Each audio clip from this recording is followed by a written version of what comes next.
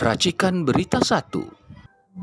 Kami Presidium Gerakan Kembali ke Undang-Undang Dasar 1945 asli atau G45 mengucapkan terima kasih kepada kawan-kawan pers baik cetak, elektronik maupun online yang bersedia hadir pada konferensi pers G45 siang ini. Walaupun kami ketahui banyak dari pers sedang berada di rumah sebelah dari gedung ini, yaitu kantor KPU, untuk sebuah acara penting melibatkan para pasangan capres dan cawapres. Namun, saya ingin katakan acara ini juga tidak kalah pentingnya, yaitu konferensi pers yang ketiga atau kedua setelah deklarasi dari Gerakan Kembali ke Undang-Undang Dasar 1945 asli yang merupakan hasil permufakatan para pendiri bangsa. Hadir bersama saya beberapa dari presidium yang terdiri dari 17 figur atau tokoh bangsa, tokoh nasional, namun baru bisa hadir sebagian. Dari sebelah sana Bapak Hatta Taliwang, sekretaris dari presidium, kemudian Dr.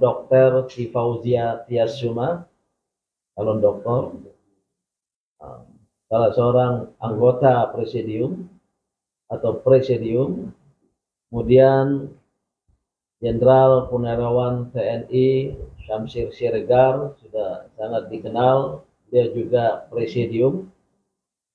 Kemudian di samping saya Bapak Antoni Budiawan, seorang ekonom Indonesia terkemuka dan dapat dikatakan juga mewakili umat Katolik. Di sebelah kiri saya panggil Mas Adian Adriatus, beliau juga presidium dan beliau adalah tokoh umat Buddha Indonesia. Sebelah sana Habib Muhsin Al-Atas, juga presidium, beliau sebagai aktivis dari gerakan Islam. Dan ada juga para pendamping, deklarator Ade Chandra Setiawan, Arcan, dan Saifullah, Mas Saifullah, dan Mas Teguh, juga Mbak, ini deklarator.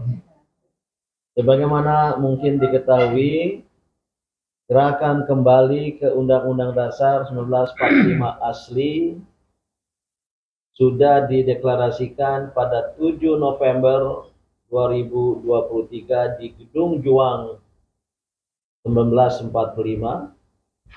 dan ditandatangani oleh 450 deklarator.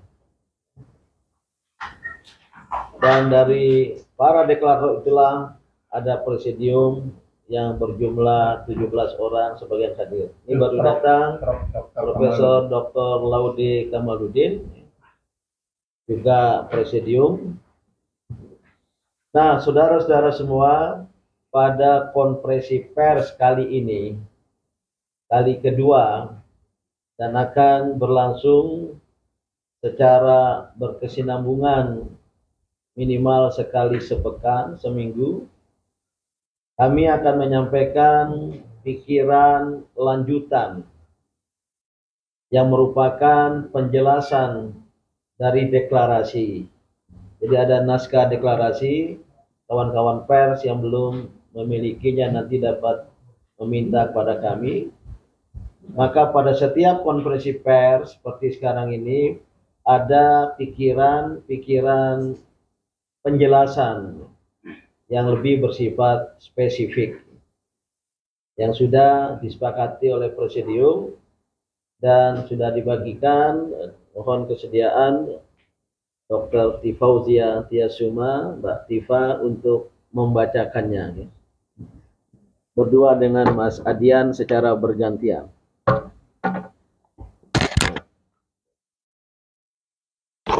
Tolong lampunya ke sana. Bismillahirrahmanirrahim. Gerakan kembali ke Undang-Undang Dasar 1945 G45, sikap dan pandangan G45 tentang pemilu dan Pilpres 2024.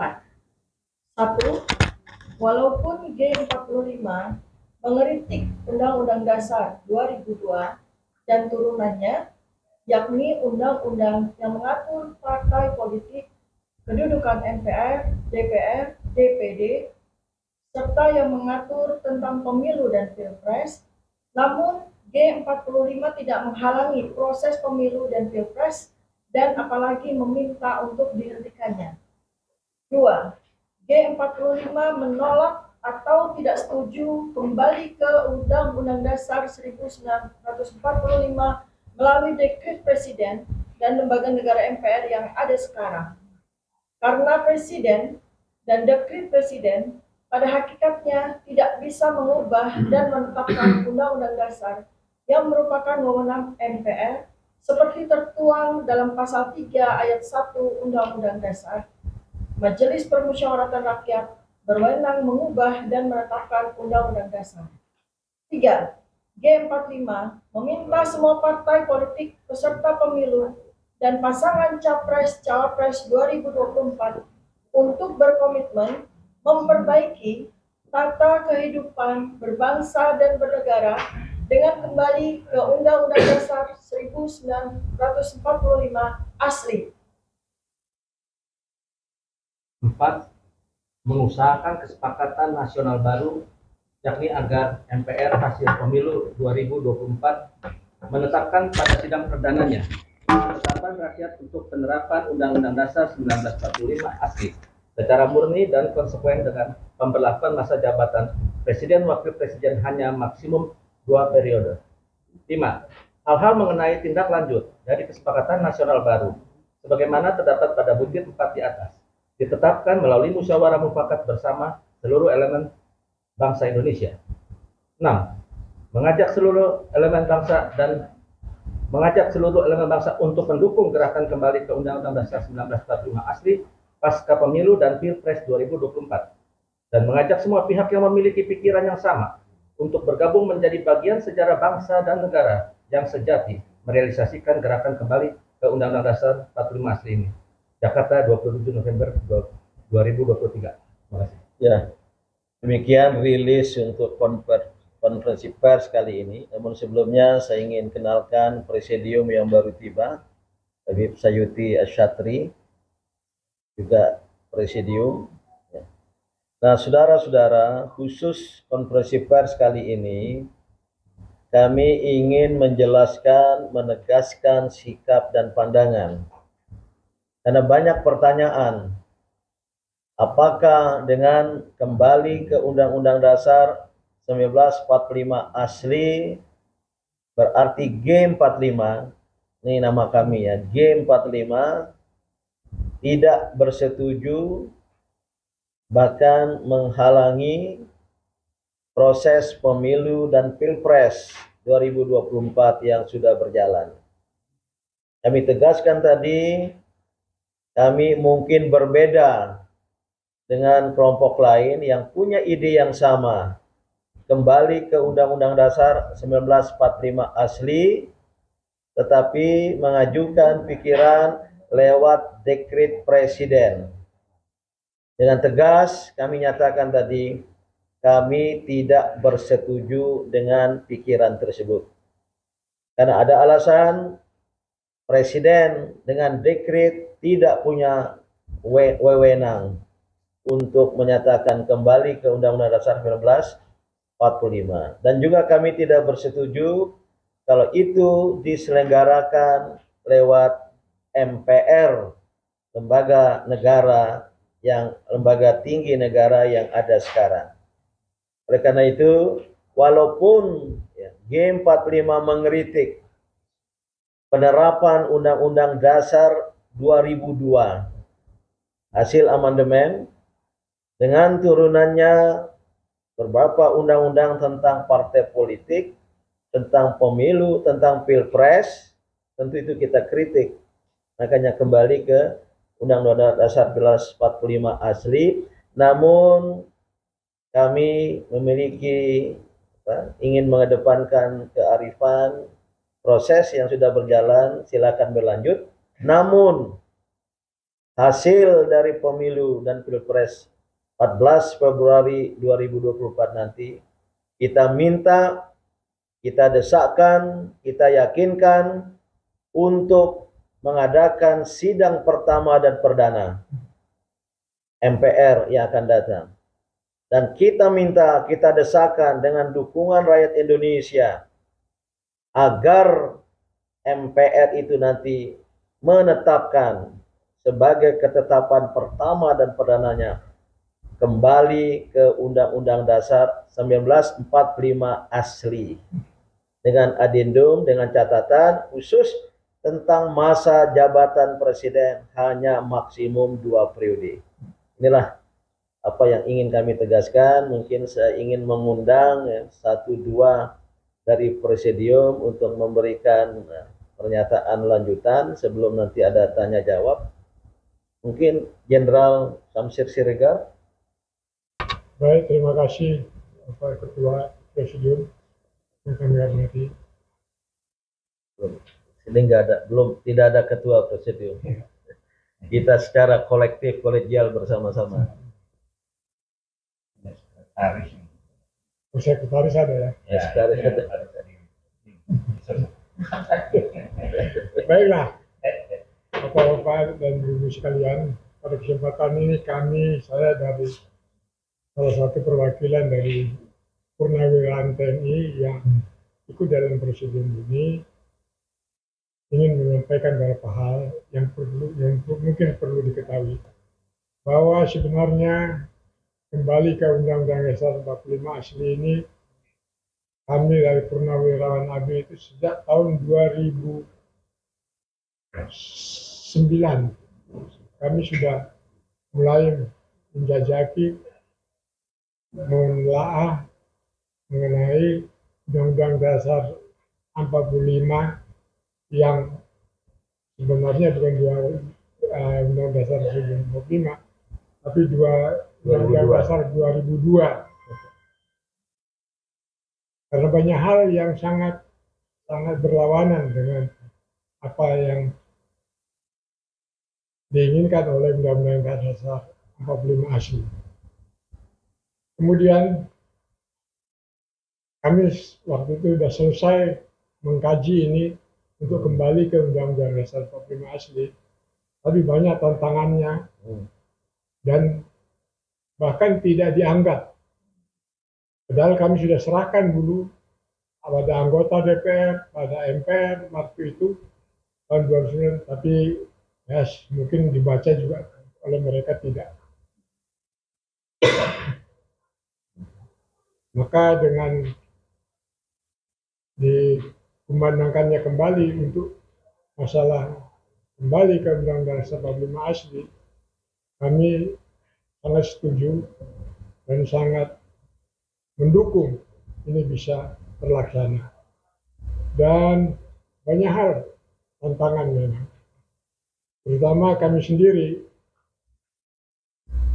bagi purnawirawan ini, kami cukup memahami, tapi bagi TNI ABRI yang sekarang ini yang aktif, mungkin mereka kurang mendalami masalah-masalah Undang-Undang Dasar ini, sehingga dukungan terhadap hal-hal ini, dan kalau kita aja bicara juga mereka kurang memahami. Maka dengan adanya oleh Presidium kembali ke Undang-Undang Dasar 45 ini, mudah-mudahan ini bisa dimengerti oleh rakyat Indonesia. Terutama kita juga minta supaya Presiden yang akan datang yang terpilih. Kalau satu syaratnya kita minta untuk dia mau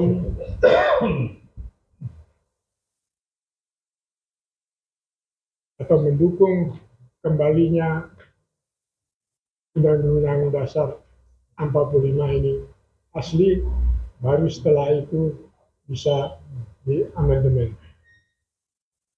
Inilah beberapa hal yang harus saya sampaikan, dengan hal-hal yang pokok-pokok saja. Sebenarnya banyak sekali hal-hal yang perlu bisa dibicarakan, karena masih banyak yang perlu bicara. Terima kasih atas perhatian.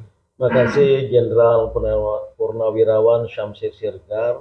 Saya kira mengungkapkan ya, suasana kebatinan keluarga besar TNI, khususnya para purnawirawan, dan ikut menjadi presidium Ketua Umum FKPPI Bapak Ponco Sutowo, walaupun kali ini belum datang ya.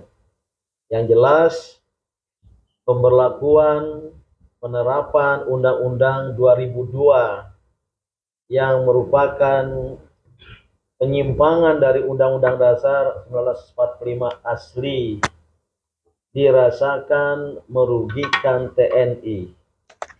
Walaupun menurut beliau tidak semua mempunyai pemahaman seperti itu. Yang jelas TNI sebagai tentara rakyat yang berjuang bersama rakyat dengan Undang-Undang Dasar 2002 dan turunannya pada undang-undang itu tidak membuat posisi TNI sesuai dengan akar sejarahnya. Ini saya kira penting karena dekat ini Pak Antoni Budiawan terlebih dahulu. Namun sebelumnya ingin saya kenalkan, hadir juga presidium. Ini tokoh lintas generasi, Bapak Edwin Sukowati, bisa dianggap atau dianggap sebagai wakil dari kaum nasionalis Soekarnois, nasionalis, Marhenis.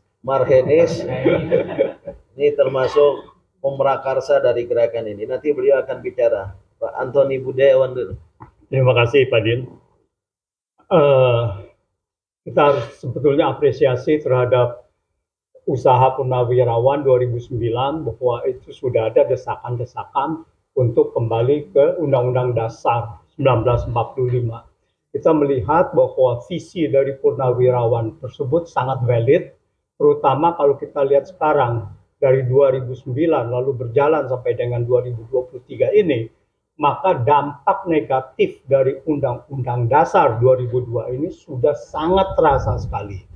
Jadi dampak negatifnya dalam berbangsa dan bernegara, di mana bahwa sekarang ini kekuasaan presiden menjadi di luar batas. Tanpa ada pertanggungjawaban kepada mekanisme pertanggungjawaban kepada pihak manapun.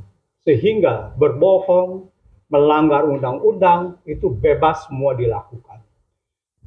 Kita sudah banyak memberi contoh-contoh dampak negatif dari Undang-Undang Dasar 2022 ini. Tetapi 2002. Tetapi pelanggaran ini tidak berhenti sampai sekarang, dan baru-baru ini terjadi lagi, yaitu dengan upaya perpanjangan izin usaha Freeport. Dari 2041 mau diperpanjang menjadi 2061. Dan kedua adalah bahwa pemberian bantuan langsung tunai yang harusnya habis di bulan November lalu akan diperpanjang menjadi Juni 2024. Kedua hal ini adalah melanggar peraturan, melanggar undang-undang, dan melanggar konstitusi. Jadi pemerintah menjadi tirani yang mengeluarkan kebijakan-kebijakan yang melanggar peraturan dan undang-undang tersebut, bahkan konstitusi, dan dilindungi oleh DPR dan Mahkamah Konstitusi. Pelanggaran apa saja terkait dengan kebijakan Freeport? Ada 3 hal pelanggaran. Pertama adalah melanggar peraturan pemerintah bahwa perpanjangan izin usaha pertambangan paling cepat 5 tahun dan paling lambat 1 tahun sebelum masa berlaku izin usaha berakhir. Sekarang masih 18 tahun lagi, 2041. Sekarang 2023, masih ada 18 tahun lagi. Tiba-tiba pemerintah Jokowi mau memperpanjang izin Freeport itu. Itu pertama. Yang kedua adalah Freeport sudah mendapat perpanjangan 20 tahun, harusnya adalah 2 kali 10 tahun. Itu maksimal. Dia sudah mendapatkan dari 2021 sampai 2041. Harusnya setelah mendapat perpanjangan maksimal 20 tahun, yaitu 2 kali 10 tahun, tetapi itu pun dilanggar sekaligus dikasihkan 20 tahun, harusnya adalah izin usaha pertambangan khusus tersebut dikembalikan kepada pemerintah Indonesia. Kalau itu masih ada cadangan mineral, maka itu akan dilelang kembali. Tetapi sekarang ini bahwa perpanjangan sampai dengan 2061 jelas merugikan keuangan negara, menguntungkan pihak lain, dan harus bisa mendapatkan masuk kepada delik tipikor karena menguntungkan pihak lain, merugikan keuangan negara. Di dalam berita terkait Freeport, Presiden Jokowi mengatakan bahwa kita diuntungkan karena diberi kompensasi 10%. Kompensasi 10% adalah sogokan karena harusnya kembali 100% kepada Indonesia. Gitu. Itu yang kedua.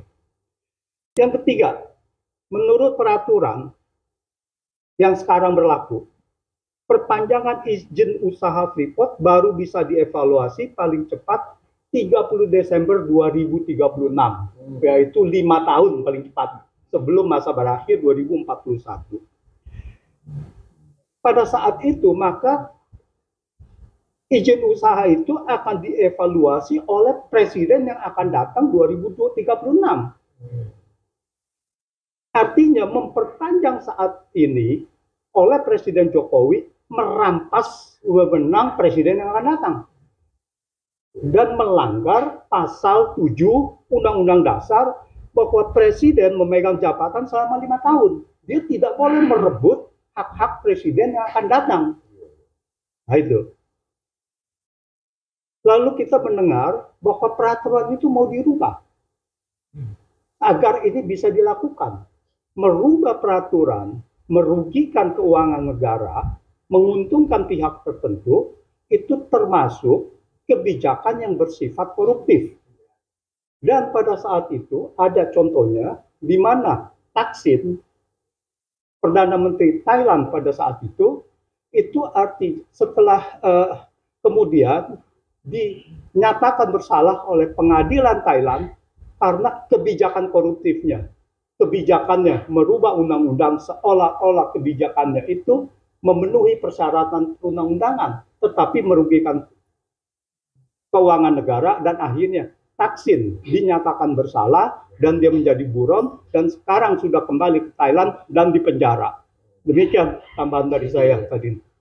Luar biasa. Nih mohon masing-masing secara singkat, Pak Edwin. Bapak Ibu Saudara sekalian, yang menjadi concern kita adalah kaitannya Undang-Undang 45 yang diamandemen menjadi Undang-Undang 2005. Konteksnya dalam pemilu dan pilpres saat ini. Ini satu yang mendasar. Bahwa saya sebenarnya proses amandemen Undang-Undang 45 itu dimulai sejak Pemilu 99. Pemilu 99 itu seperti kita tahu bersama merupakan pemilu ulang. Pemilu ulang dari pemilu 97. Tapi dalam konteks masih Undang-Undang Dasar 45. Tetapi ordernya sudah dikatakan sebagai order reformasi. Sudah bukan order baru. Jadi itu prinsip mendasar yang kita harus digarisbawahi. Jadi kita masuk dalam satu order reformasi dengan pemilu berdasarkan Undang-Undang Dasar 45, kan? Tujuannya mencari wakil-wakil rakyat untuk dijadikan anggota DPR dan MPR yang nantinya akan memilih presiden dan membuat GBHN bersama. Intinya itu. Nah, dari semua itu ternyata dari 48 partai yang lolos verifikasi dari 250 yang lolos menjadi partai politik, kemudian menjadi partai politik peserta pemilu hanya 48. Itu ternyata dari 48 partai politik hanya 2 partai politik yang menginginkan adanya perubahan Undang-Undang Dasar 45. Yaitu yang pertama adalah Partai Amanat Reformasi. Dia punya konsepnya apa sampai sekarang saya nggak lalu. Ada di ini aja. Waktu itu saya ketua tim evaluasi kita minta nggak dikasih. Kemudian nomor 2 PUDI, Partai Uni Demokrasi Indonesia pimpinan Bintang Pamungkas. Juga punya konsep berubah Undang-Undang Dasar 45. Nah, itu konsepnya ada. Nah, dari perjalanannya dari 2 partai tersebut ternyata hanya PAN yang lolos memiliki threshold 2% pada pemilu 99. PUDI tidak mendapat kursi di DPR. Jadi itu. Jadi 47 partai yang lainnya, termasuk partai saya, 46, Golkar, P3, PDIP, dan sebagainya, tidak ada pernah mengatakan akan merubah Undang-Undang 45. Sedikit, silakan buka itu yang namanya perpustakaan arsip, semua tidak ada. Bicara di arsip nasional, arsip KPU, dan sebagainya.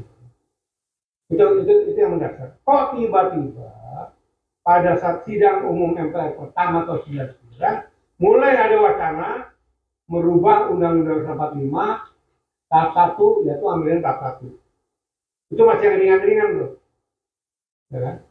Dan yang mengerikan sekali tanpa ada naskah akademis, tetapi langsung di-drop dari gabungan organisasi non pemerintah dan NGO asing yang memberikan konsultasi ke anggota-anggota MPR dari seluruh fraksi, termasuk fraksi utusan daerah, fraksi utusan golongan. Saya nggak tahu fraksi ABRI dikasih apa enggak, saya nggak ngerti. Tapi yang pasti seluruh fraksi semua diberikan. Jadi 12 fraksi partai sama 2 fraksi utusan daerah dan utusan golongan.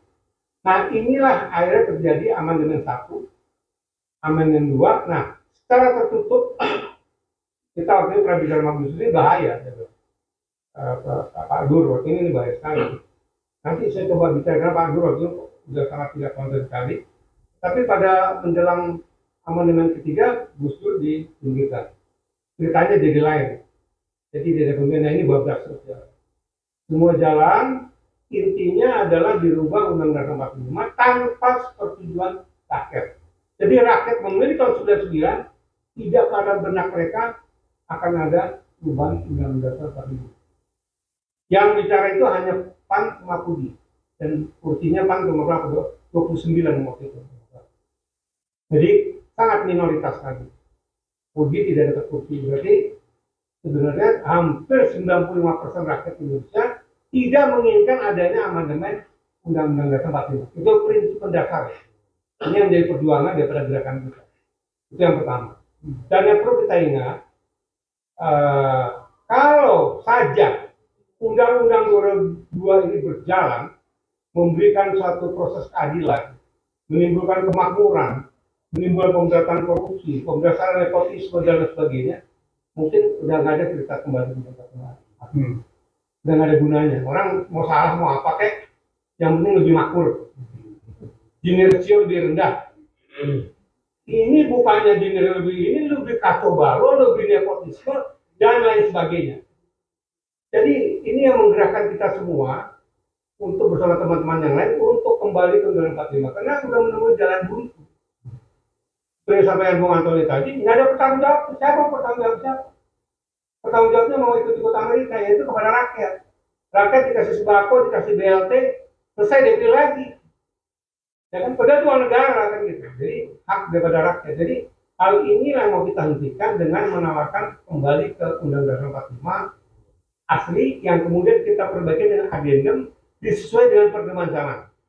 Jadi ini intinya yang perlu dipertegas. Jadi gerakan G45 adalah menuju arah sana. Dan untuk menuju arah sana kita tidak ingin mendeteksi rendah.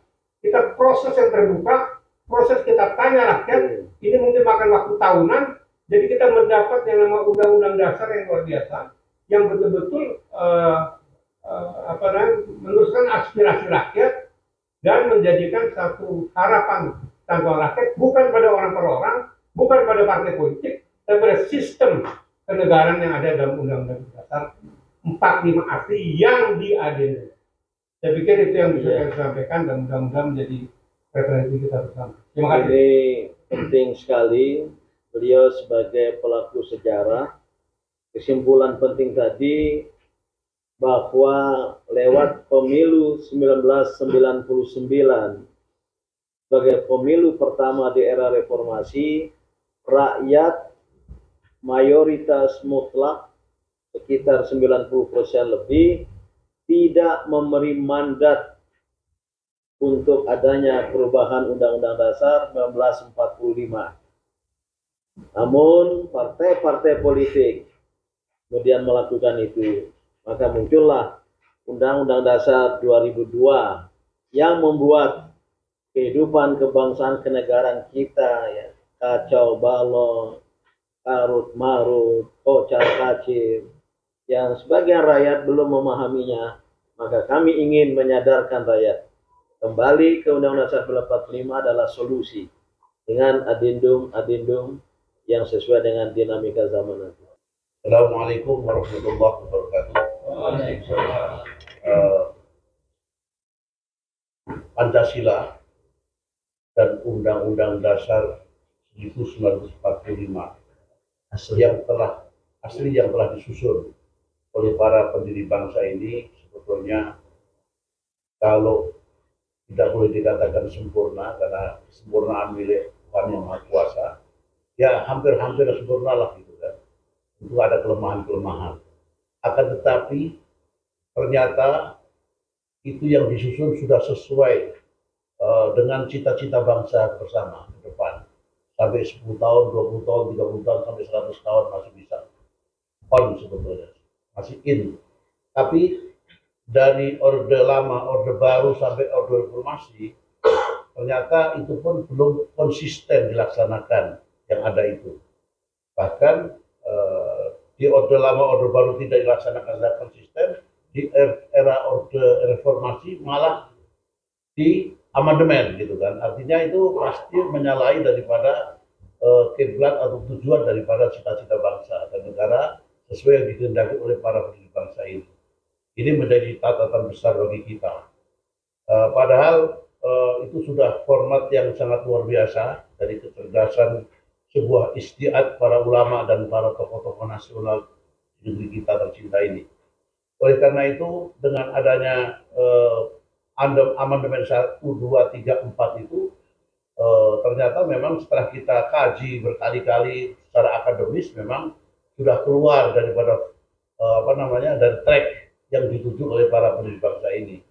Sehingga kadang-kadang antara mukaddimah dengan batang tubuh sudah berbeda, sudah tidak sama. Bahkan ada satu pasal, satu bab itu kosong, tidak ada. Ini kan sangat celah sekali. Jadi kalau boleh dikatakan bahwa negara kita ini kita analogikan sebagai smartphone umpamanya. Ini ternyata sekarang ini sudah banyak virus, sudah banyak hack, sehingga akan hancur gitu kan. Tidak akan bisa digunakan dengan sebaik-baiknya, apalagi sesuai dengan cita-cita berbangsa dan bernegara para pendiri bangsa ini. Oleh karena itu tidak ada jalan lain kecuali kita reinstall, dikembalikan kepada Undang Dasarnya. Tentunya bukan ganti handphone. Ya? Bukan ganti handphone. Jadi sayang karena itu mahal sekali gitu, kalau usah dijual gitu kan. Jadi itu yang harus diperbaiki, disempurnakan hal-hal yang masih kurang tentunya disesuaikan dengan keadaan dan situasi itu disempurnakan dengan cara adendum. Ini adalah merupakan sesuatu yang langkah yang harus segera kalau negeri ini menjadi yang benar-benar negeri yang maju, negeri yang ke depan punya visi dan akan memimpin dunia kita. Itu saja. Terima kasih. Assalamualaikum warahmatullahi wabarakatuh. warahmatullahi wabarakatuh. Terima kasih Habib Muhsin Alatas. Terakhir Profesor Laudi Kamaluddin. Assalamualaikum warahmatullahi wabarakatuh. Ini juga presidium.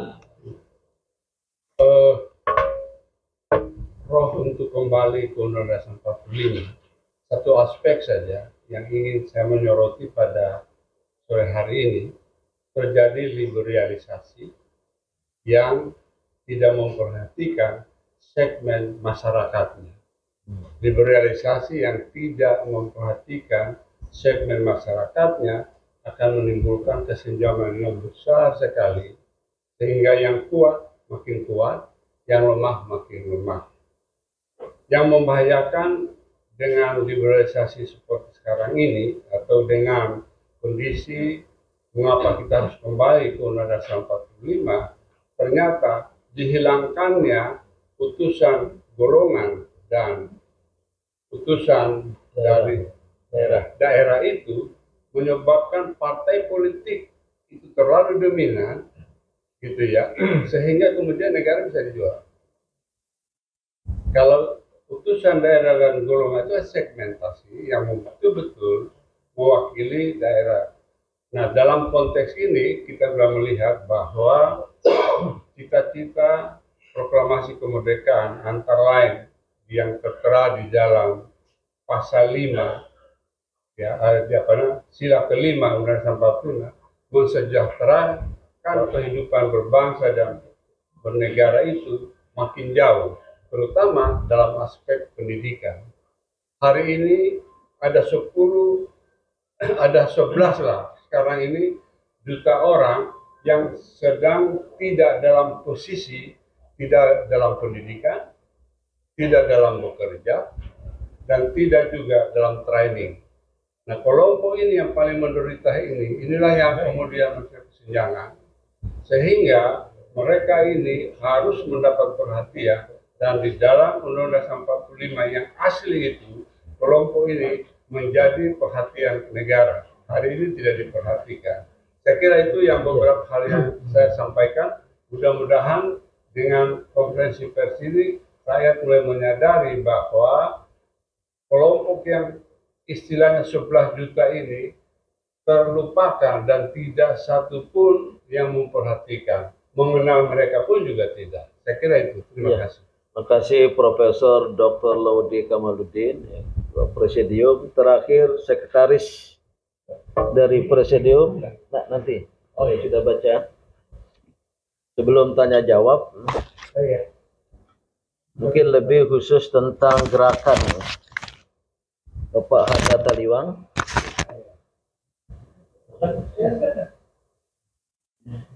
Terima kasih, Ading.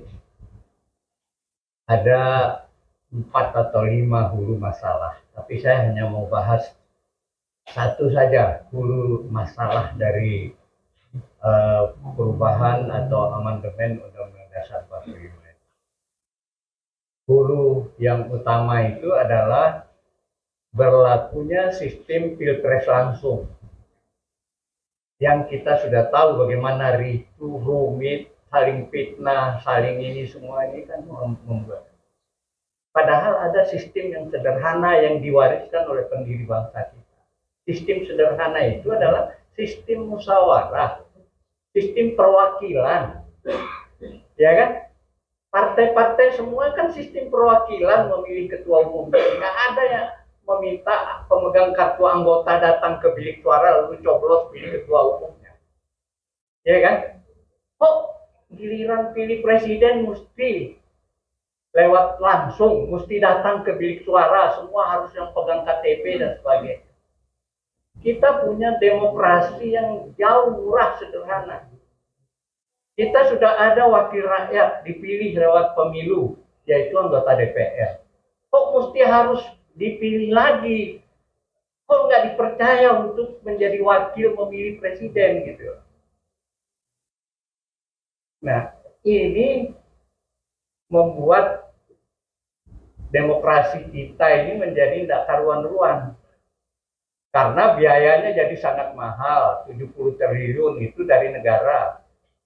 Biaya dari oknum-oknum yang jadi capresnya emang duit sendiri, pasti duit dari cupong-cupong.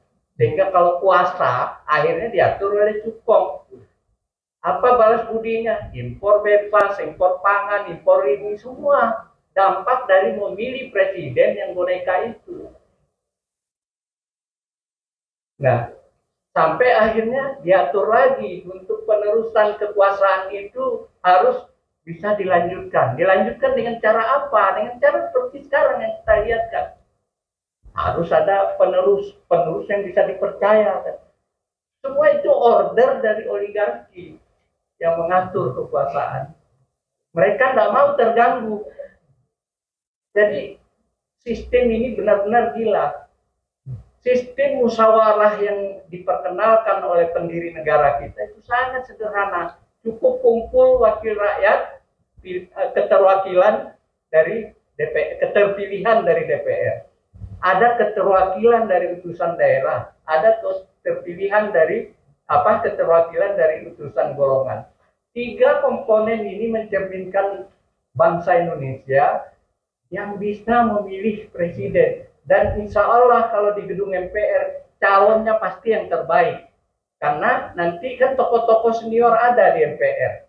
Dia memilih, tidak mungkin tukang tambal ban dia dorong jadi presiden. Pasti paling tidak Panglima TNI itu akan tersinggung kalau calonnya tidak baik. Mereka, jadi ada jaminan bahwa calon terbaik itu akan lahir dari sistem musyawarah itu. Kalau dengan sistem sekarang kan siapa punya uang, karena hanya partai yang punya wewenang. Gitu. Jadi kalau mau detail ya saya kirim nanti anunya, keburukan sistem pilpres langsung ini. Dibilang bahwa dengan pilpres langsung ini terjadi demokratisasi, di mana buktinya? Jokowi 2 kali dipilih hanya oleh 42% dan 37% rakyat. 2 kali pemilu. Dari jumlah pemilih loh, bukan dari perbandingan antara calon. Ini tipuan-tipuan, angkanya seolah-olah dia pilih 55%, apa itu tipu. Karena jumlah pemilih harus di ini. Emangnya orang yang nggak datang atau gagal apa bukan rakyat?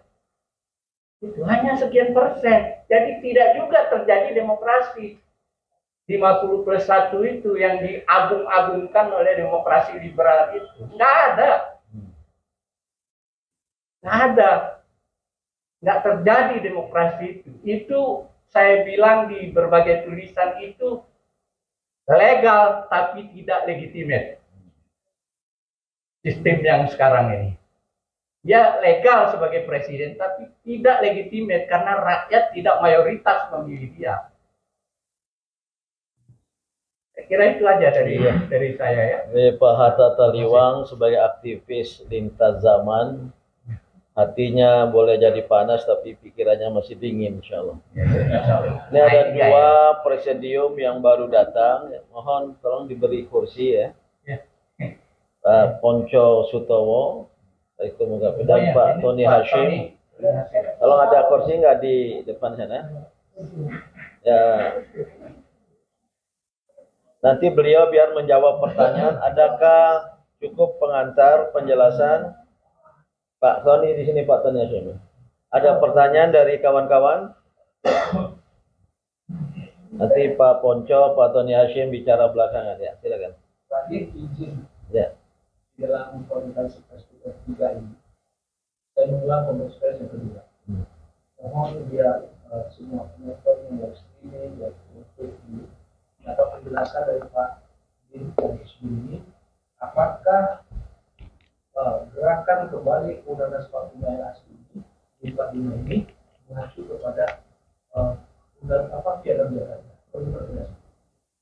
Sudah dijelaskan pada konferensi pers yang lalu bahwa gerakan kembali ke Undang-Undang Dasar 1945 asli tidak mengacu ke yang lainnya. Tidak mengacu ke Piagam Jakarta Juli 1945, walaupun itu juga merupakan kesepakatan dari tim kecil yang dibentuk oleh BPUPK. Tidak mengacu ke sistem lain, justru hanya ingin kembali ke sistem yang telah disepakati oleh para pendiri bangsa, itulah sistem yang berdasarkan Pancasila dan Undang-Undang Dasar 1945 yang asli. Ya. Yang lain? Ya. Ini Pak Din, yang saat ini itu Nanti para presidium yang akan menjawab ya, boleh? isu tentang kecurangan pemilu kan sudah sangat luar biasa. Dan juga dari satu perusahaan kita. Sehingga ada berkembang juga isu bahwa kecurangan itu kemungkinan partai-partai yang saat ini berkuasa kemungkinan itu akan kembali berkuasa gitu kan ya. Nah di sini pada poin keempat dinyatakan bahwa mengusahakan kesepakatan nasional baru yakni agar MPR hasil pemilu 2024, artinya presiden ini kan berharap dari MPR pemilu yang akan datang. Nah kalau misalnya kecurangan terjadi ya, sehingga MPR tetap dikuasai oleh partai-partai yang berkuasa sekarang, bagaimana mewujudkan perjuangan ini untuk bisa kembali ke landasan 45? Terima kasih Pak. Habib Sayuti dan Pak Ponco mungkin menjawab pertanyaan itu. Dalam rilis kita hari ini yang dibicarakan di grup, bahwa kita tidak menghalangi pemilu dan pilpres, proses pemilu dan pilpres 2024. Selain juga kita menolak kalau dilakukan lewat dekret presiden sekarang, karena tidak punya kewenangan, dan oleh MPR sekarang. Tapi ini jalan tengah, menunggu MPR yang terbentuk, yang kita minta desakan untuk mengeluarkan ketetapan pertama kembali ke Undang-Undang 45. Gimana dengan proses itu kalau dinilai curang nanti? Terima kasih. Assalamualaikum warahmatullahi Assalamualaikum. Sebenarnya esensi dari penjelasan yang banyak tadi adalah bahwa setelah kita lakukan reformasi, banyak sekali terjadi kesalahan berulang-ulang. Namanya kesalahan repetitif. Dan setelah dipelajari, ada akar-akar masalah yang selalu menghantui kehidupan berbangsa dan bernegara. Dan kalau kita tidak pecahkan akar masalah ini, maka kita lihat perkembangan juga sekarang. Negara-negara lain sibuk dengan pembangunan, sibuk dengan visi peradaban. Sementara kita disibukkan dengan konflik politik yang tidak pernah selesai. Dan ini dijadikan juga alasan oleh kekuatan penjajahan kolonialisme untuk menyibukkan kita supaya agenda mereka tetap jalan. Salah satu sebenarnya masalah repetitif itu adalah soal pemilu yang hanya sifatnya prosedural. Semua orang tahu bahwa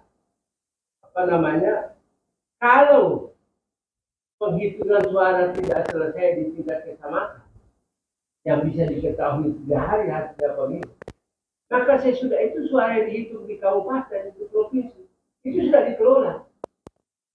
Karena dia tidak punya lagi hubungan dengan C1. Tidak ada orang bisa menghitung lagi pada tingkat provinsi, apalagi pusat, dengan merujuk pada C1. Artinya Anda harus membawa C1 dari kabupaten-kabupaten, bawa ke MK di pusat. Dan itu tidak mungkin. Maka masalah pemilu setelah amandemen Undang-Undang Dasar dilakukan yang disebut dengan Undang-Undang Dasar 2002 itu, kita tidak punya lagi pemilu yang bisa menggambarkan ada disebut kepemimpinan representatif, bahkan curang. Dan karena saking curangnya itu, maka begitu presiden baru terpilih, udah langsung muncul isu untuk siapa nanti presiden berikutnya. Sibuk lagi orang di media sosial dengan presiden itu. Jadi kapan kita pernah bisa fokus untuk membangun? Jadi pertanyaan tadi itu dari yang terhormat yang tadi, sebenarnya memang benar bahwa pilihan yang diambil oleh G45 tidak mau terjadi sekarang perubahan. Kenapa? Karena bisa menginterupsi sistem negara yang berjadwal. Karena sistem presidensial itu adalah sistem yang berjadwal 5 tahunan. Kalau kita interupsi itu bisa terjadi chaos. Jadi masalah yang sekarang sudah berkembang, sudah hampir tidak tertangani. Ada potensi disintegrasi bangsa. Saya ingin ingatkan ya, bahwa kalau orang membanggakan yang namanya hasil survei, periksa hasil survei dari anaknya Husni Mubarak, Presiden Mesir. Pada waktu survei, dia diunggulkan dengan angka 95% dukungan, 80% dukungan, 70% dukungan. Tapi tidak lama sesudah itu Husni Mubarak tertumbang karena revolusi. Artinya apa? Artinya bahwa survei itu adalah untuk mengenakan yang berkuasa. Dan beberapa pemilik lembaga survei mengatakan bahwa ya, kita survei ini juga tidak ada dana kalau tidak ada yang bayar. Ini kita melayani yang bayar. Jadi kalau mekanisme undang-undang demokrasi yang liberal ini kita terapkan, makanya yang dibutuhkanlah bayar membayar seperti ini. Kita tidak punya angka yang kita punya. Jadi jangan dianggap bahwa keadaan tenang sekarang itu dianggap bahwa rakyat itu puas. Nanti kemudian masuk di situ lembaga survei mengatakan bahwa dukungan 90%, dukungan 99%, kan tinggal diisi saja itu. Karena memanfaatkan situasi tenang. Kenapa rakyat tenang? Karena mereka bosan. Mereka bosan kesalahan itu berulang-ulang terus dan tidak bisa diselesaikan. Karena itulah kita bertekad untuk kembali ke Undang-Undang Dasar 45 asli. Karena itu bisa tanya sama Profesor Dini, berapa banyak judicial review dilakukan terhadap undang-undang? Berapa? 115 dilakukan. yang bertentangan. Yang sudah di judicial review 5 dan 6. Ya, dan sudah menang tidak dilaksanakan. Ya, tidak ada eksekusi. Saya sebagai pembuat undang-undang, saya bisa katakan bahwa dulu waktu awal-awal reformasi, kalau terjadi satu saja kesalahan kata atau kekeliruan kata dalam undang-undang, sekjen itu masih membawa ke saya paraf untuk persetujuan satu kata. Tapi Anda lihat yang terjadi dengan undang-undang Omnibus Law, berhalaman-halaman itu tumpang tindih. Dan orang tidak tahu lagi mana undang-undang asli dan mana yang tidak asli. Kalau dulu kita masih minta kepada sekjen, tolong undang-undang yang disetujui dimuat di website supaya bisa diurus. Sekarang ada nggak yang tahu undang-undang asli tentang ibu kota negara itu di mana? Mana undang-undang? Kalau Anda bawa-bawa ini salah, pemerintah salah, kita bukan. Pemerintah bisa bukan itu yang kita hasilkan, bukan itu bisa diganti. Jadi inilah satu situasi yang sebenarnya jangan dianggap bahwa kalau rakyat tenang, kalau kita ini tenang, kita tidak melawan, tidak turun demo dan menggoyang-goyangkan kantor-kantor itu, menghabisi mereka semua. Itu karena kita tidak mau lagi satu gerakan perubahan yang tidak terukur bisa menimbulkan chaos dan bencana buat bangsa yang sudah rapuh dan dibanding-banding. Jadi tolong jangan manfaatkan situasi ini untuk menganggap bahwa kita tenang. Langkah di mana G45 ini meminta supaya sebelum terjadi sidang MPR tahunan, 5 tahunan, jangan dibuat perubahan karena bisa chaos. Begitu juga kalau pada waktu sidang kita juga punya pilihan lain. Kecuali sebelum itu kalau ada dekret kita tolak, bisa chaos. Kalau ada perubahan lewat lembaga yang ada, yaitu bisa impeach, juga bisa terjadi masalah karena benturan di antara partai-partai politik ingin memperebutkan. Anda tahu, sekarang ini yang jadi masalah. Kenapa kita khawatirkan? Karena investasi PDB kita yang sekitar 20.000 triliun, di mana black marketnya itu bisa sekitar 10%, uang-uang haram yang berputar situ. Kalau 10% itu kita berapa triliun? 2.000 triliun, 3.000 triliun. Inilah yang diperebutkan, Prof. Antoni.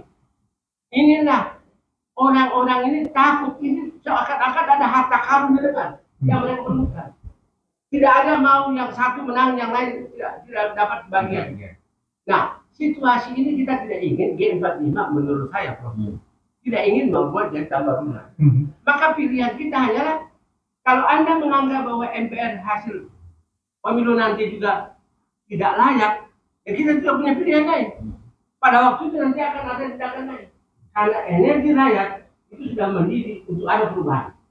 Dan ingat MK, bahwa MK ini juga satu lembaga yang tidak cukup mewakili semangat untuk menafsirkan undang-undang dasar, undang-undang terhadap undang-undang dasar. Karena ingat, undang-undang dasar itu terdiri dari 3. Satu yang disebut dengan start ide, yang kedua pembukaan, yang ketiga batang tubuh. Para hakim MK itu hanya punya kemampuan keahlian dalam soal verifikasi batang tubuh, bukan tafsir terhadap pembukaan undang dasar. Itu masalahnya. Sehingga pernah terjadi, Pak Jin, di satu kabupaten yang dimenangkan MK untuk bupati, itu jumlah suaranya, total hasil pemilunya, pilkadanya, lebih banyak dari jumlah penduduknya. Ada itu berita, karena mereka bikin aturan terlalu banyak gugatan pilkada. Dan mereka bikin aturan jika hanya yang memenuhi syarat dibuka saja mereka periksa. Ini banyak terjadi. Jadi demokrasi kita rusak. Maka saya ingin garis bawahi bahwa kebutuhan untuk kembali ke Undang-Undang Dasar 45 bukan keinginan melankolis, bukan keinginan yang karena kita ini lemah lembut, karena tidak ada kerjaan. Karena kita menyadari bahwa tanpa ini maka kita akan merantakan semua. Dan jangan coba-coba para pemimpin negeri ini manfaatkan, apalagi dengan menyadarkan pada lembaga-lembaga survei yang tidak bisa diandalkan. Tolong diingat. Jadi mudah-mudahan suara saya ini suara. Makasih. Ini sudah panjang jawaban. Pak Ponco, ada tambahan di pertanyaan ini atau nanti? Sekarang. Saya kira pertanyaan ini tadi menanyakan apakah kembalinya sekarang atau nanti sesudah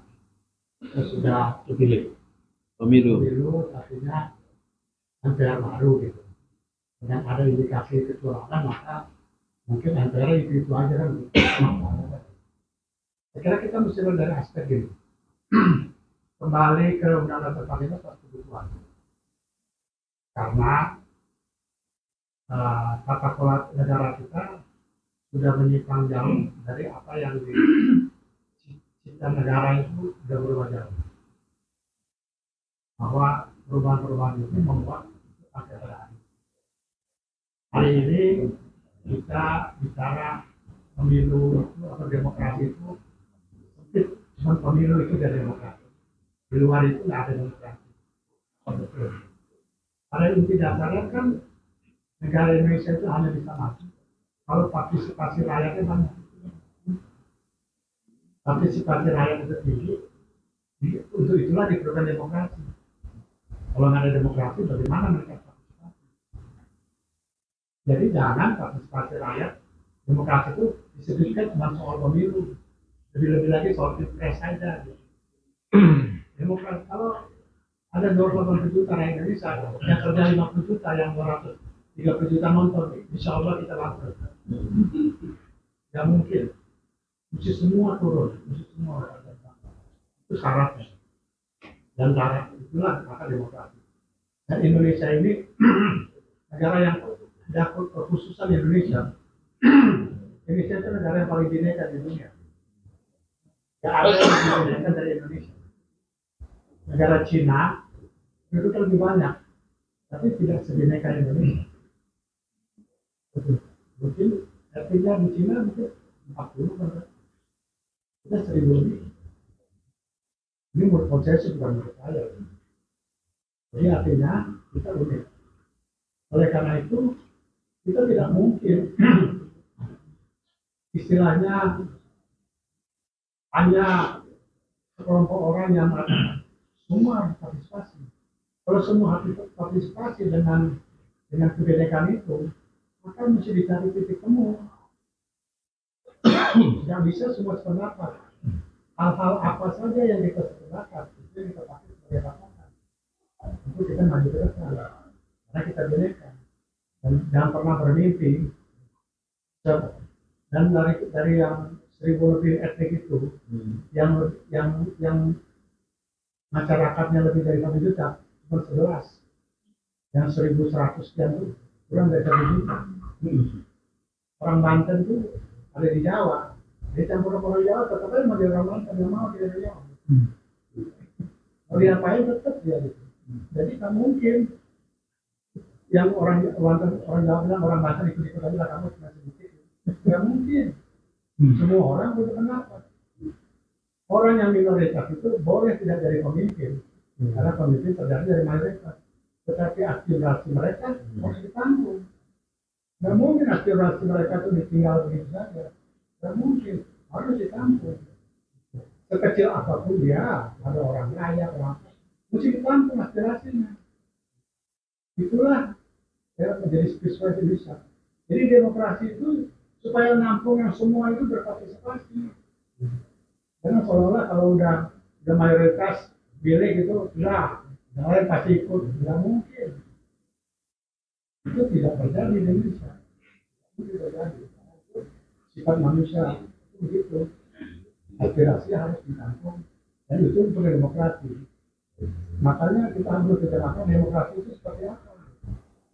Kenapa kita kembali ke Undang-Undang 45? Karena itu pintu masuk kita untuk menata kembali.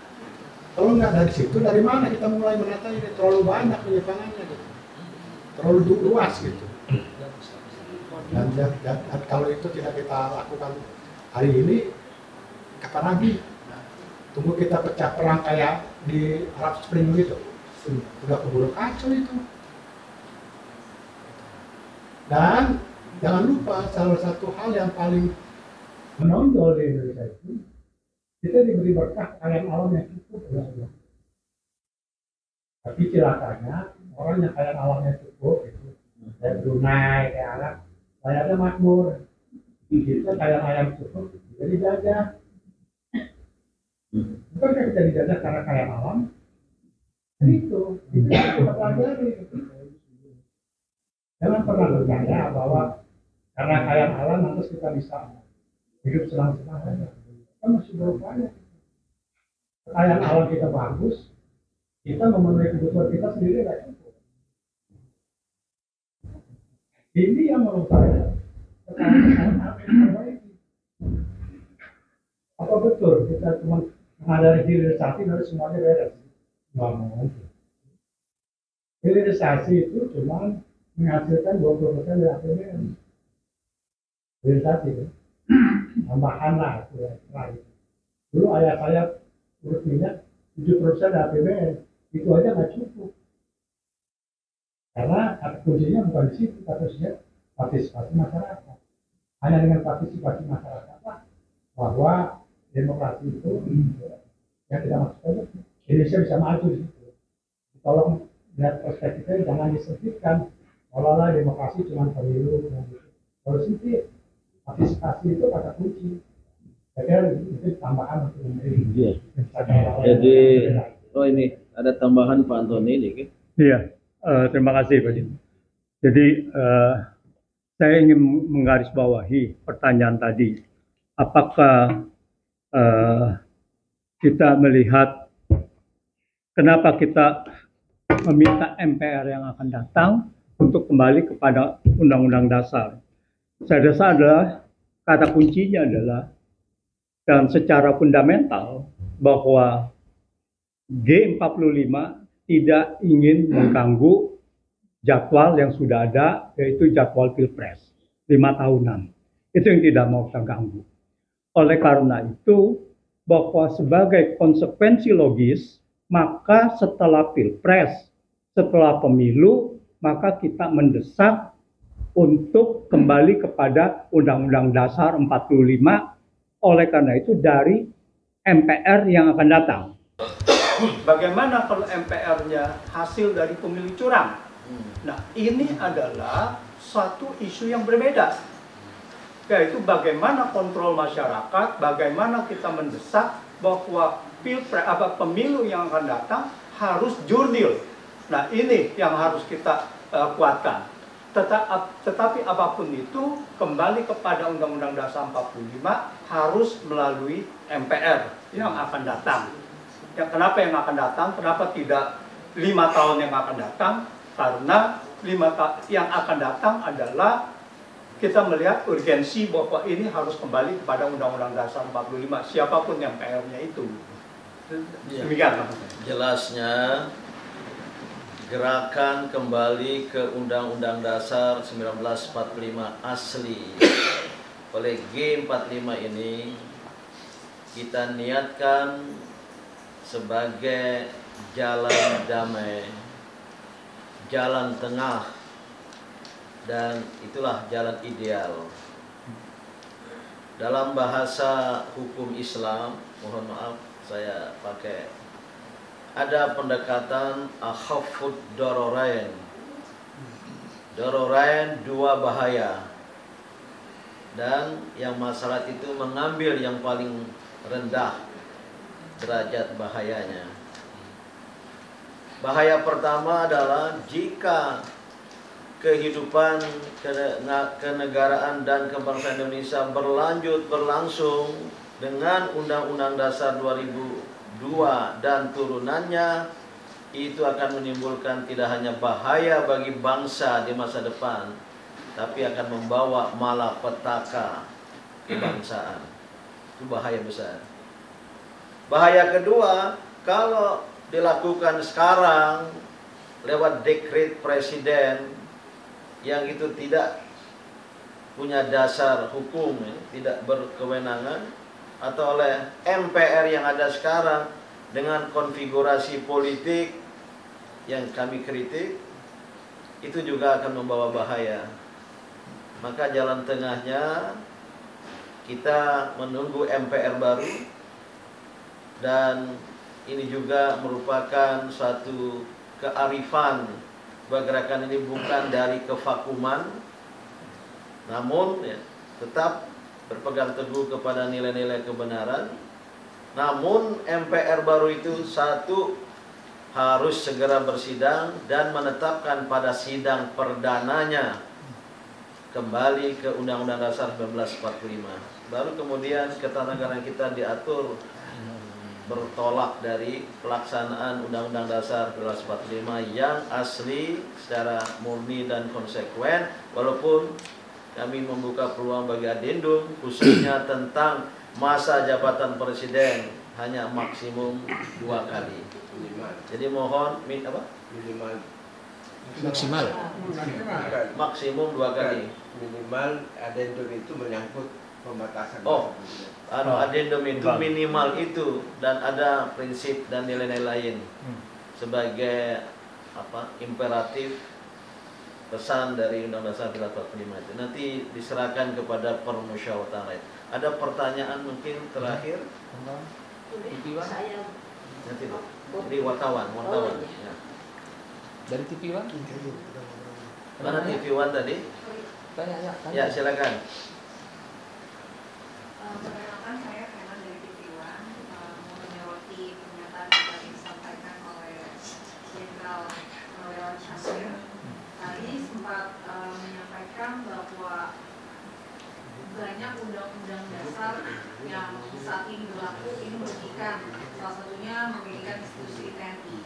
Nah, mungkin bisa disebutkan beberapa case penerapan budaya amandemen sehingga penting untuk kemudian dikembalikan lagi kepada undang-undang dasar asli. Ada beberapa case yang mungkin bisa di-highlight atau dijelaskan secara detail, Pak, mungkin bisa.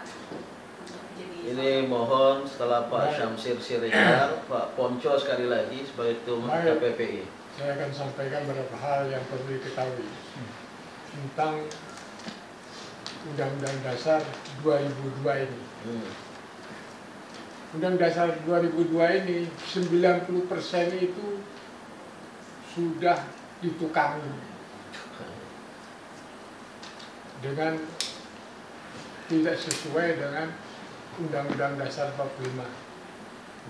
Sehingga banyak hal-hal yang tidak cocok dengan negara Kesatuan Republik Indonesia ini yang terdiri dari macam-macam suku dan agama. Kita ketahui bahwa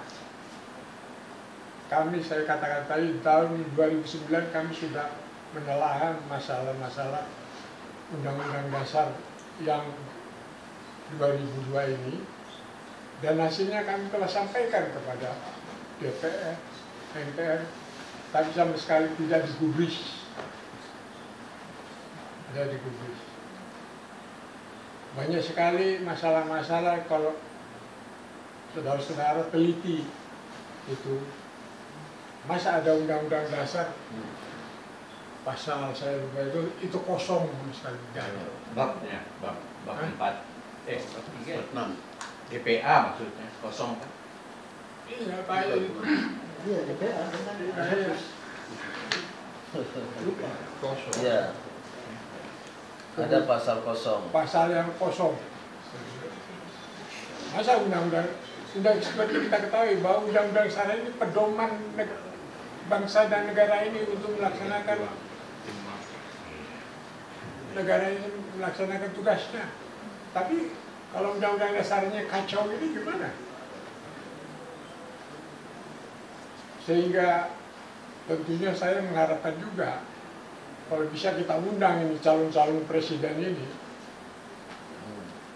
dengan kita juga menyampaikan Bapak harus berkomitmen kalau Bapak itu terpilih, Bapak juga mendorong untuk Undang-Undang Dasar 2002 ini dikembalikan kepada Undang-Undang Dasar 45.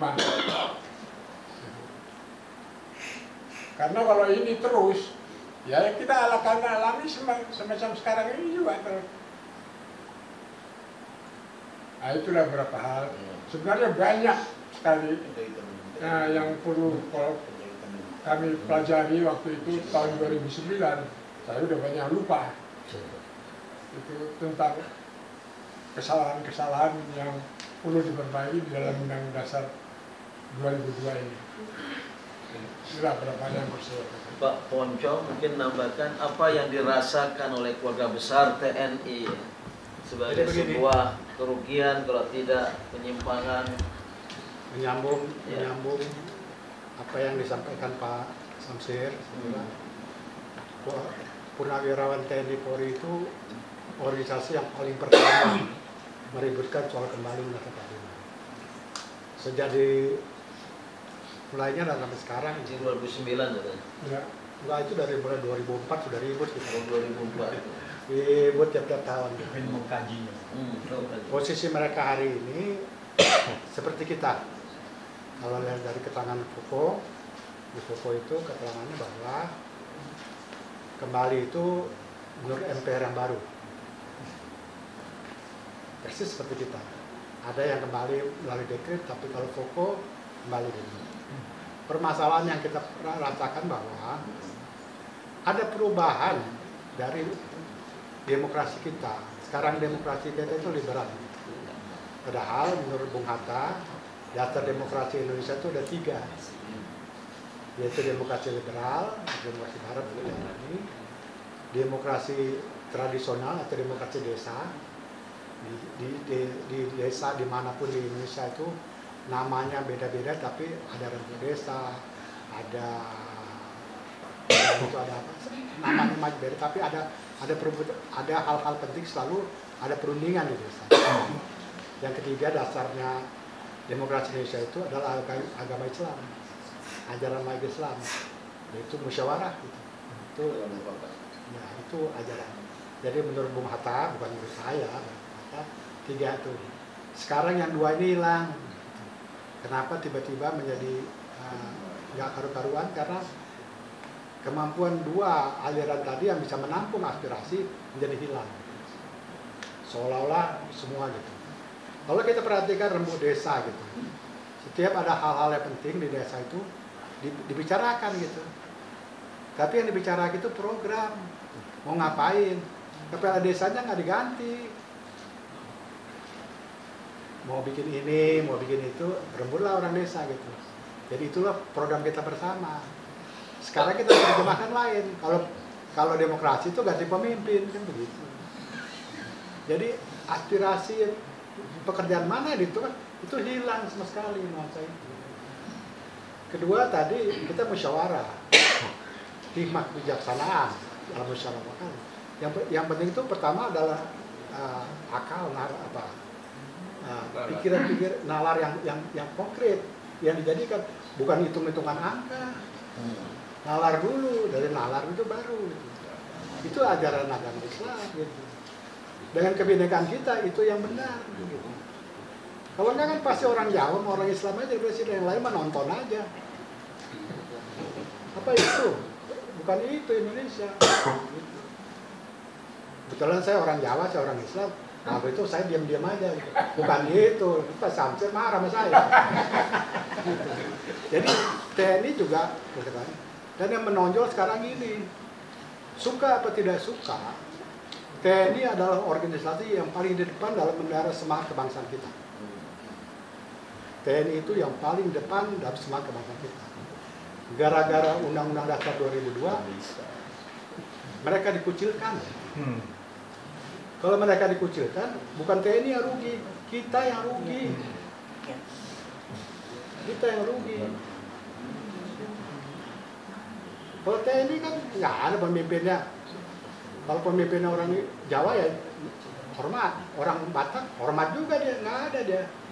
Udah selesai dia persoalan itu. Di organisasi belum selesai. Di TNI udah selesai itu. Mau Kristen, mau Islam, mau Hindu, mereka oke aja, nggak ada masalah. Gitu. Jadi mereka ini selama ini TNI adalah yang di depan di dalam gerakan kebangsaan. Saya kira kalau saya nggak salah, Sultan itu bilang, kalau nanti kita ada masalah di kebangsaan, masihkah kita bisa berharap pada TNI? Ucapan ini kira-kira 5-6 tahun yang lalu. Problemnya sekarang kita ini justru tidak menghargai TNI kita. Karena ada anggapan dulu, ada kesalahan-kesalahan TNI yang terlalu banyak cawe-cawe gitu ya, nasi dimarahin gitu.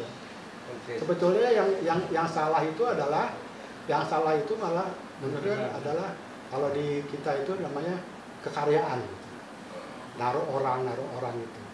Kalau duit fungsinya malah tidak bermasalah. Tetapi ya sekarang yang masih ingat kekaryaannya, duit fungsinya hilang. Kalau kita lihat calon-calon kan banyak TNI, tapi kekaryaan masih jalan.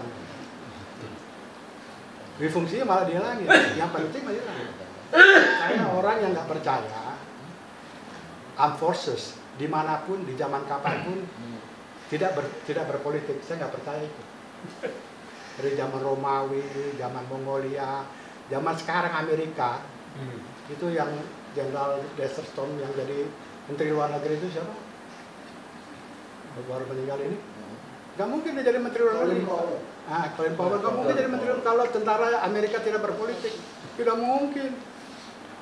Tentara Amerika loh berpolitik, punya sikap politik. Bukan berpartai salah. Berpolitik sama berpartai dua hal yang berbeda gitu.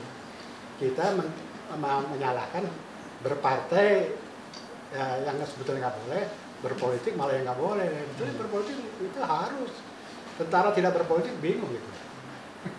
Tentara harus netral, bagaimana netralnya? Gitu. Saya nggak tahu, mungkin Pak Samsir tahu netral bagaimana. Gitu. Itu yang menurut saya, karena Cina pun hari ini RRT dia punya problem internal juga, bukan mereka tidak ada mau pecah. Kenapa sampai hari ini Taiwan itu tetap dianggap Cina oleh RRT, padahal dari segi ekonomi investor asing terbesar di China itu Taiwan. Jadi secara ekonomi sudah akui Taiwan itu bukan Cina. Tapi secara politik kenapa tidak mengakui? Karena Taiwan bukan satu-satunya yang mau merdeka. Banyak lagi yang mau merdeka. Bagaimana mereka mengatasi Cina itu? People Liberation Army alatnya. Yang menjaga persatuan itu bukan partai politik. People Liberation Army. Kita punya TNI yang bagus, dikandangin semua masuk barat. Ini ada apa ini? Ini termasuk kesalahan dari Undang-Undang Dasar 2002 menyebabkan yang perlu kita nggak urusin, yang nggak perlu kita urusin. Itu barangkali sedikit menambahkan dari kacamata. Ini penting ya dari Pak Ponco, Pak Syamsir tadi. Ini saya mengutip istilah beliau, TNI dan keluarga besar TNI merasa dikucilkan. Ada istilah itu tadi ya. Dan apa yang terjadi dengan penerapan Undang-Undang Dasar 2002 dan turunannya itu juga bersifat dan berfungsi depolitisasi TNI yang dalam konteks kenegaraan kebangsaan Indonesia itu tidak positif. Melihat besarnya peran Tentara Nasional Indonesia khususnya di dalam menjaga, mengawal kemerdekaan Indonesia, maka politik TNI adalah politik kenegaraan, kebangsaan, dan kerakyatan. Tidak mungkin tidak berpolitik seperti itu. Maka oleh karena itu, dengan penerapan Undang-Undang Dasar 2002 yang istilah saya depolitisasi TNI, ini buruk bagi Indonesia dan memungkinkan pihak-pihak lain yang ingin merongrong dan apalagi menjarah kekayaan Indonesia yang begitu besar. TNI seperti ditutup mulutnya, dikunci langkahnya untuk melakukan politik kenegaraan, kebangsaan, dan kerakyatan. Padahal itulah yang dijamin oleh Undang-Undang Dasar 1945 yang asli.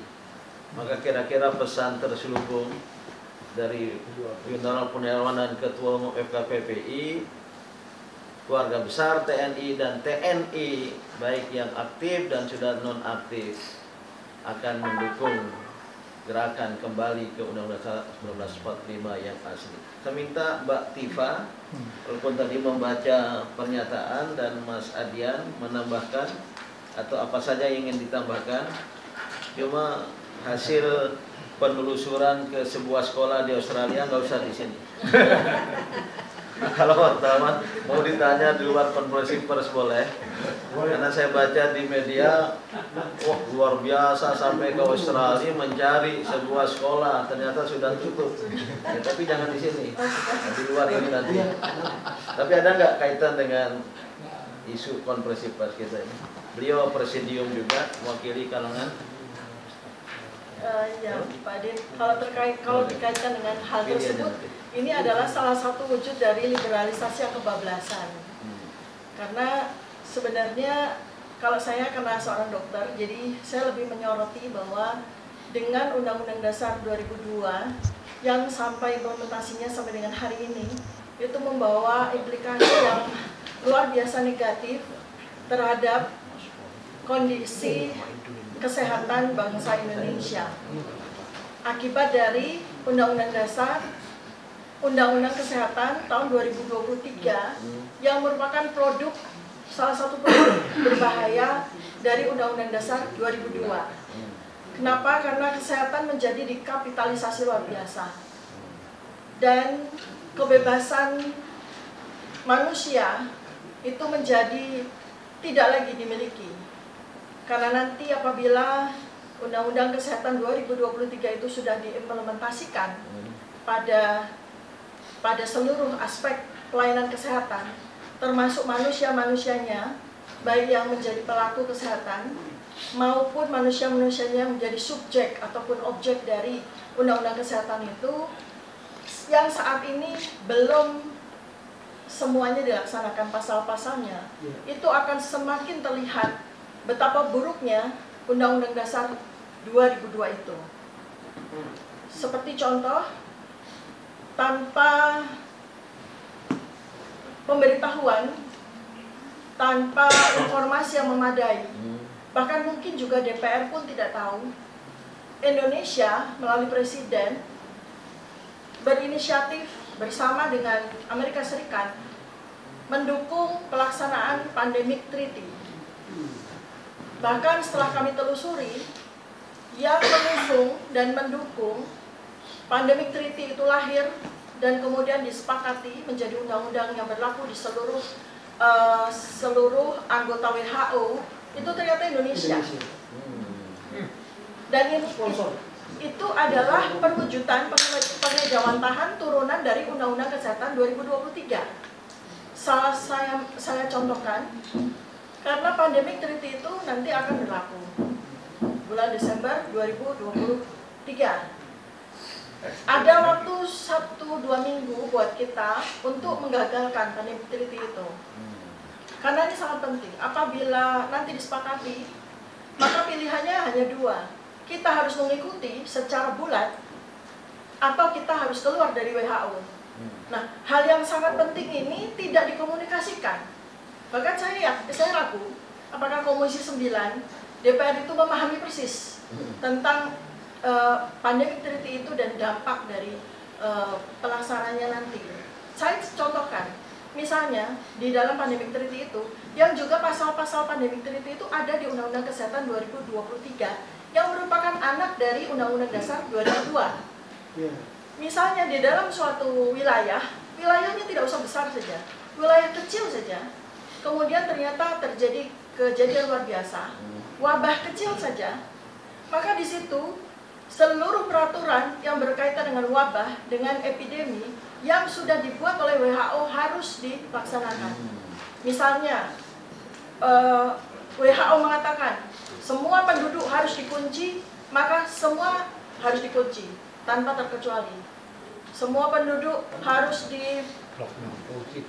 misalnya ada inisiatif dari penduduk untuk menggunakan obat-obat tradisional misalnya, lalu WHO mengatakan tidak boleh, maka tidak boleh, dan hukumannya adalah pidana. Jadi seperti itu baru satu contoh. Baru satu contoh dari sekian ratus pasal-pasal yang ada di dalam pandemic treaty, dan itu sudah masuk ke dalam Undang-Undang Kesehatan 2023 yang sama seperti Habib Asyatid tadi sampaikan.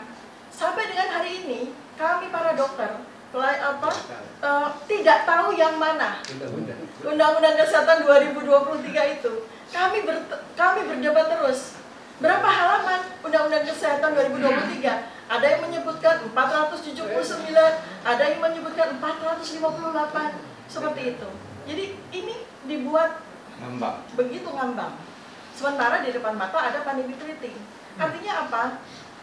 Penerapan Undang-Undang Dasar 2002 ke Undang-Undang Kesehatan maupun Omnibus itu sama, membuat kita kehilangan hak kita sebagai rakyat Indonesia, sebagai manusia yang sangat diakomodir di Undang-Undang Dasar 1945, tetapi kemudian menjadi milik dari undang-undang yang nanti akan diberlakukan, dan semuanya itu akan kehilangan otoritas terhadap diri sendiri. Itu yang menjadi sorotan dari saya, dan menurut saya adalah pada waktu sebelum kita konferensi pers, kita meeting di presidium, sempat kita berdebat apakah kita dengan mengingat kegentingan situasi, dan kegentingan situasi itu multidimensi, bukan hanya dari sisi kesehatan, tapi dari segala aspek sosial, politik, dan sebagainya. Itu kami sebetulnya ingin sekali menyegerakan, gitu kan, untuk kembali ke UUD 45, tapi kita sepakat untuk menghormati prosedur demokrasi yang berlaku, walaupun sebetulnya kita ngilu ya, karena kita juga sudah bisa memprediksi apa yang terjadi pada saat pemilu ke depan, produk apa yang dihasilkan pada pemilu itu, dan apakah kita bisa berjuang. Tapi kita pun sudah sepakat bahwa kita akan berjuang, walaupun butuh waktu bertahun-tahun. Betul begitu ya Bapak-Bapak? Tapi kita harus berjuang untuk mengembalikan Indonesia kepada pelaksanaan Undang-Undang Dasar 1945. Seperti yang tadi Bapak Jenderal Samsil sampaikan, sebetulnya Undang-Undang Dasar 2002 itu sisa dari yang ada di Undang-Undang Dasar 1945 itu tinggal 11%. Artinya sebenarnya kalau kita sepakat bahwa Indonesia lahir 17 Agustus 1945 itu merupakan bayi kembar 3. Negara Indonesia, Pancasila, dan Undang-Undang Dasar 1945. Jadi, itu merupakan suatu kesatuan. Jadi ketika sudah 78 tahun, ternyata kembar 3-nya dihabisi tinggal 11%, Artinya itu implikasinya bahwa negara Indonesia ini harus dipertanyakan kembali keutuhannya secara fundamental. Karena itu maka kami bersepakat akan melakukan segala daya, upaya, ikhtiar, doa untuk bisa mengembalikan negara Indonesia itu kepada Undang-Undang Dasar 1945 yang asli. Amin. Segala daya dan upaya, tapi bukan segala cara. Itu Machiavelli. Terima kasih Mas Adian, juga Presidium, Ya, tokoh media. Buddha. Selamat siang ya. Jadi kalau kita kupas kenapa konferensi pers hari ini adalah bahwa kita ingin menegaskan pemilu dan pilpres silakan berjalan sesuai dengan agenda, dan ada berita baik bahwa malah salah satu peserta pilpres menurut walaupun media yang baru saya baca bahwa ada peserta yang menyoal akan kembali kepada Undang-Undang Dasar 1945 asli. Itu yang saya baca di berita. Mudah-mudahan benar, dan tentu ini adalah salah satu tujuan kita di mana kita harap pemerintahan yang baru dan MPR yang baru yang akan datang untuk membantu menyelamatkan bangsa dan negara kita dari Sabang sampai Merauke, karena apa yang disampaikan oleh rekan-rekan Bapak Ibu Presidium, para senior, bahwa kerusakan kita sudah mencapai kerusakan struktural. Kerusakan struktural itu adalah paling mendasar, paling parah ketika yang namanya undang-undang yang melahirkan produk-produk hukum, dan sekarang hukum itu menjadi tumpul karena undang-undang dasar yang dibuat mandul, sangat membuat ancaman bom waktu bagi kehidupan berbangsa dan bernegara kita yang benar dan sungguh-sungguh sesuai dengan para pendiri bangsa, pendiri kita yang demikian bijaknya, begitu kuat moralnya, menyampaikan aspek-aspek yang paling mendasar buat kehidupan bangsa Indonesia kita, yang tinjauannya adalah Bhinneka Tunggal Ika. Sekarang Bhinneka Tunggal Ika kita sudah dikoyak-koyak oleh berbagai kasus koruptif yang sangat, saya kira sekarang tertinggi di dunia, cara-cara manipulatif kekuasaan yang timbul akibat tidak mampunya hukum yang dibuat tumpul dengan membuat mandul Undang-Undang Dasar 1945 kita.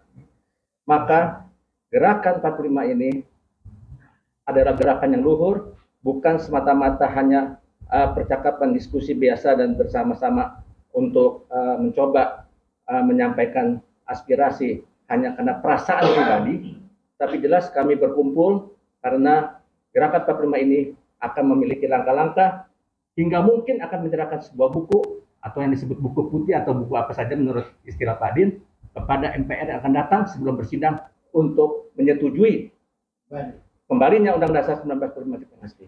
Saya kira itu aja. Ya. Terima kasih. Saudara-saudara, dapat saya katakan bahwa G45 bukanlah gerakan yang berdasarkan pada romantisme sejarah. Semata-mata karena kita mengagungkan permufakatan para pendiri bangsa, yaitu Undang-Undang Dasar 1945 yang di dalam pembukaannya ada Pancasila. Tapi juga gerakan ini tidak bersifat dan berdasarkan melankolisme, tadi disebut oleh Habib Sayuti. Tapi kalau bisa saya katakan inilah gerakan yang berdasarkan pada idealisme, pada cita-cita segenap seluruh bangsa Indonesia yang ingin mewujudkan apa yang disebut dengan cita-cita nasional yang telah disepakati oleh para pendiri bangsa, the founding fathers and the founding mothers. Maka oleh karena itu, segera setelah ini kami ingin berdialog, berkomunikasi, termasuk dengan partai-partai politik, kalau memungkinkan secara langsung, kalau tidak secara komunikasi tertulis, dan juga kepada ketiga pasangan capres-cawapres, bagaimana yang diusulkan oleh Jenderal Samsir Siregar nanti, dan bila perlu untuk yang kedua ini kita adakan pertemuan khusus.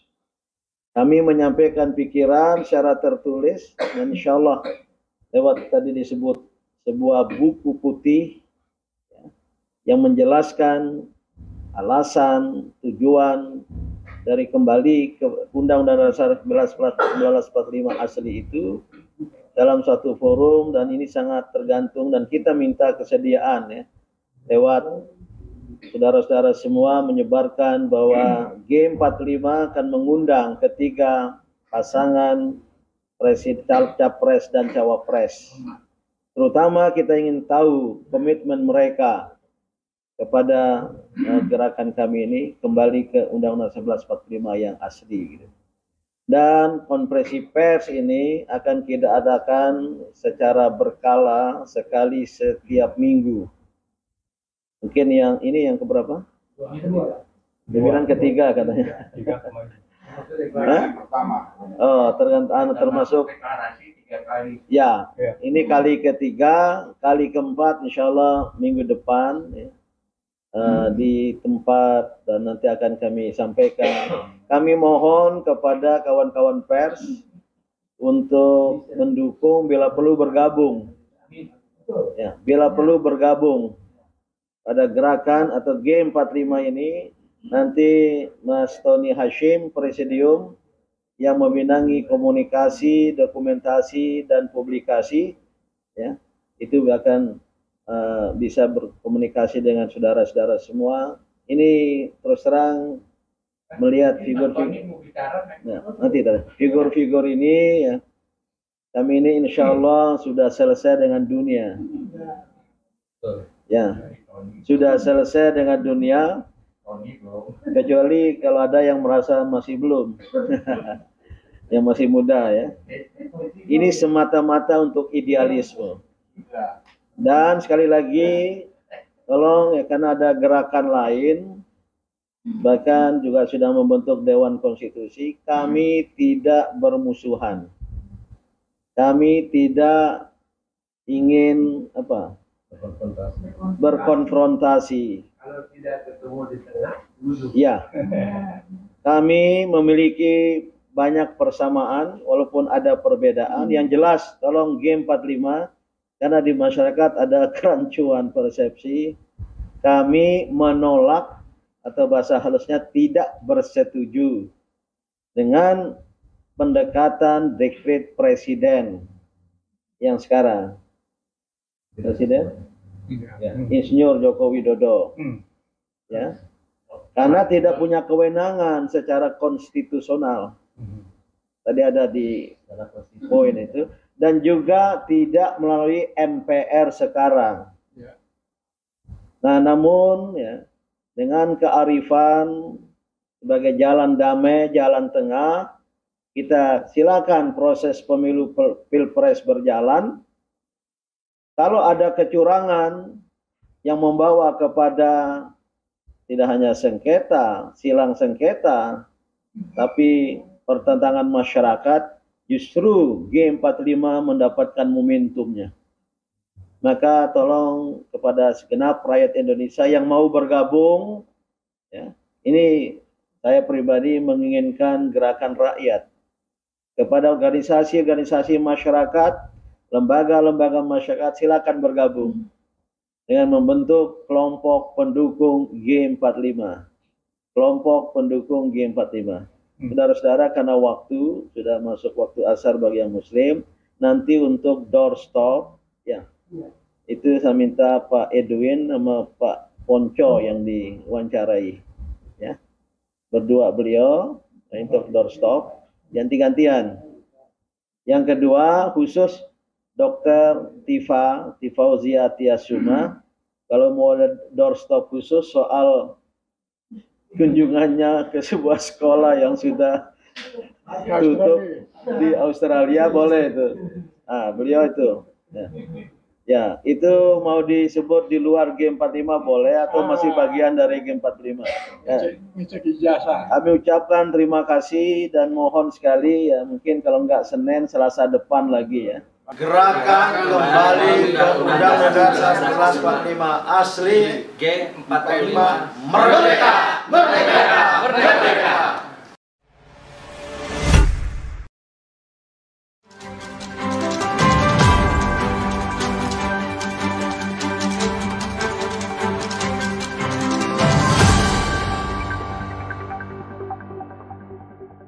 Racikan Berita 1